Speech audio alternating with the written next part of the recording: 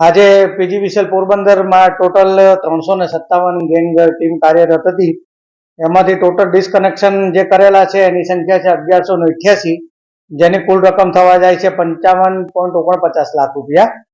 અને જે પેમેન્ટ આવેલ છે એવા 2898 કન્ઝ્યુમરનું પેમેન્ટ આવેલ છે, જેની રકમ છે 89,89,000 રૂપિયા.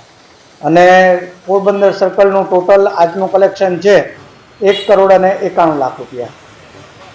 આપણે આજ રોજ સરકારી કચેરીમાં જિલ્લા સેવા સદન 2 એનું કનેક્શન આપણે કાપવામાં આવેલ બરાબર છે, પરંતુ એમના દ્વારા રજૂઆતો આવતા ગવર્મેન્ટ કચેરી હોય એને પાર્ટ પેમેન્ટમાં એમણે અડધી રકમ ભરવાનું ભરેલ છે અને બાકીની અડધી જે રકમ બાકી છે એ રકમ 30 માર્ચ સુધીમાં ભરપાઈ કરી આપશે એવી બાંયધરી આપતા એમનું કનેક્શન પુનઃ ચાલુ કરી દેવામાં આવેલ છે.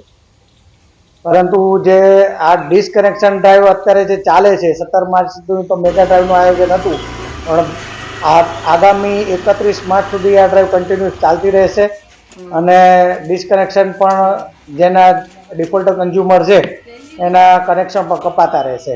એટલે અમારી ગ્રાહકોને નમ્ર વિનંતી છે પીજીવીસીએલ તરફથી કે આપનો અવિરત વીજ પુરવઠો મળી રહે તે માટે વીજ બિલનું સમયસર ભુગતાન કરવું, જેથી કરીને આપના વીજ સપ્લાયમાં કોઈ પણ પ્રકારનો વિક્ષેપ ન પડે.